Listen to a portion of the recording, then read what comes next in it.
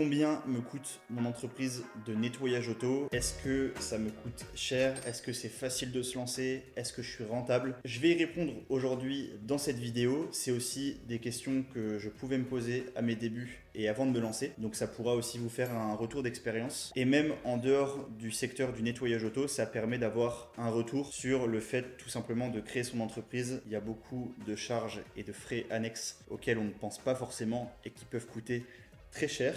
J'ai mes dépenses totales sous les yeux de ce que m'a coûté mon entreprise ces 2 dernières années. Le chiffre est énorme. Je vous avoue que je ne pensais pas dépenser autant. Je savais que j'allais forcément dépenser de l'argent, mais je ne m'attendais peut-être pas à dépenser autant pour créer mon entreprise. Alors ce que j'ai fait, c'est que j'ai tout noté, j'ai catégorisé mes dépenses sur les 2 années précédentes. Il faut savoir que j'ai commencé cette aventure en janvier 2023, donc ça va bientôt faire 2 ans. Et ce que j'aime faire en fin d'année, c'est ce que j'ai fait l'année dernière et ce que je fais actuellement, c'est de calculer un petit peu mes dépenses pour voir tout simplement si je les répartis bien, s'il faut que je change quelque chose l'année prochaine. Et puis ça me permet de voir aussi tout simplement où est-ce que j'ai mis mon argent cette année. Bon, on n'est pas encore tout à fait à la fin de l'année 2024.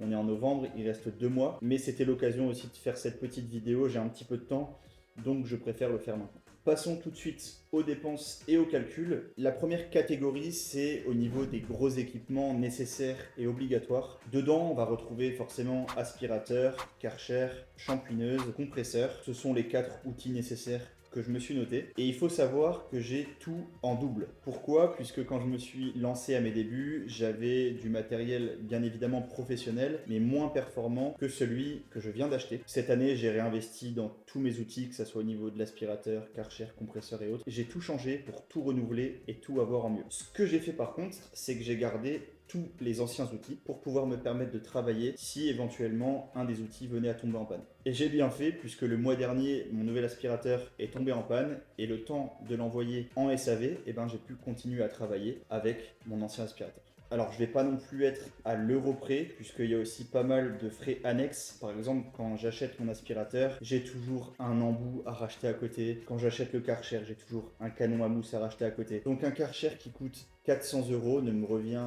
pas du tout à 400 €. J'ai toujours quelques petits consommables à côté. On est peut-être aux alentours des 450 €. Mais en tout cas, pour ce qui est du total de ces équipements, je suis à 3000 €. En sachant que le nouvel aspirateur coûte 600 €, le Karcher 400, l'injecteur extracteur 500, le nettoyeur vapeur 200, le compresseur 500. Donc ça monte très vite. Et comme je vous dis, il faut aussi rajouter tous mes anciens équipements que j'ai gardés. Et donc, on arrive sur un total de 3000 €. La deuxième catégorie, c'est celle des produits et des consommables. Alors je l'ai quand même mise dans les dépenses, mais quoi qu'il arrive, c'est le genre de choses que je suis obligé de renouveler tous les mois. Les produits, je suis obligé d'en acheter tous les mois. Donc c'est pas de l'investissement entre guillemets comme les outils, puisque mes produits, je les ai déjà dépensés, ils sont partis. Mais ça m'a quand même coûté de l'argent et je voulais le catégoriser. Encore une fois, le prix, il n'est pas non plus à prendre à l'euro près, puisqu'il y a aussi des fois où je recevais des produits gratuitement. Il y a aussi des prestations qui sont complètement différentes et qui coûtent plus cher. Par exemple, un polissage, un nettoyage ne va pas du tout me coûter la même chose. Donc je le répète et je le précise, je me dédouane tout de suite.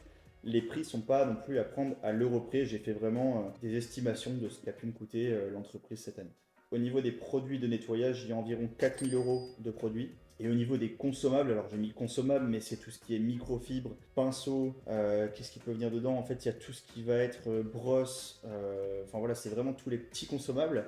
Des choses qui coûtent 10 €, mais des choses que je commande tous les mois, voire pratiquement toutes les semaines. Donc ça coûte très cher et ça monte très vite. Et j'ai mis les consommables environ à 1000 €. La troisième catégorie, elle est aussi importante, c'est tout ce qui va être marketing, publicité, support promotionnel, que ce soit par exemple les textiles, les cartes de visite, les flyers, le site internet. Là, ce qui est bien, c'est que je me suis débrouillé pour la plupart des choses tout seul, que ce soit au niveau de la création du site, la création des cartes de visite, la création des supports promotionnels et autres. J'ai fait la plupart des choses seul, donc ça m'a coûté moins cher et on est aux alentours des 1000 €.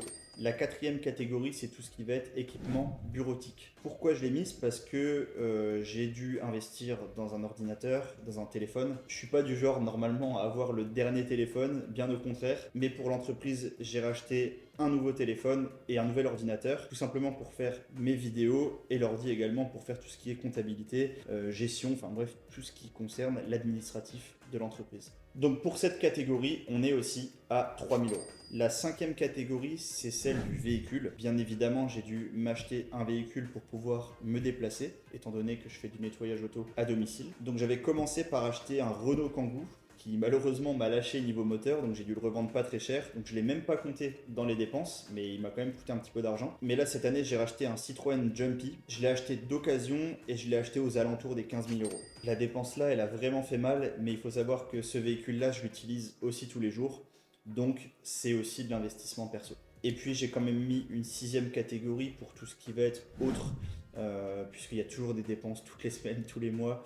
Que ça soit par exemple les gants pour le nettoyage, racheter un pulvérisateur, racheter une microfibre, racheter un Tornador, racheter une soufflette, racheter un câble de branchement pour le compresseur puisque l'autre a lâché. Enfin, voilà, c'est des petites dépenses de 10, 20, 30 euros qui vont très vite. Et au final, pendant ces 2 années, on est aux alentours des 1000 euros. Donc pour récapituler, au niveau des équipements, 3000 euros, produits consommables, 5000 euros, marketing et support, 1000 euros, équipement bureautique, 3 000 euros, véhicule 15 000 euros et autres coûts 1 000 euros. On est donc sur une belle somme de 28 000 euros. 28 000 euros, je peux avoir quoi avec 28 000 euros? Pour 28 500 euros, j'aurais pu me prendre un petit 235i, toit ouvrant, belle config, voilà, intérieur parfait, Alcantara. En dehors de la blague, ces 28 000 euros, ils ont quand même été bien investis. Je suis bien évidemment rentable sur mon activité et j'en suis très content, même si j'étais pas rentable. J'aurais quand même été fier de m'être lancé, d'avoir osé, d'avoir passé le pas justement par rapport à l'entrepreneuriat. Il faut savoir bien évidemment que je suis passionné d'automobile, je suis passionné aussi de nettoyage. C'est quelque chose que j'aime faire véritablement, mais je suis aussi passionné par tout ce qui est entrepreneuriat, création de projets, business, etc. Donc le fait de me lancer dans ce milieu-là, dans l'entrepreneuriat, même si c'est un petit projet avec une petite entreprise de nettoyage auto, eh ben j'en suis quand même content. J'ai essayé, j'ai osé et j'en suis très content.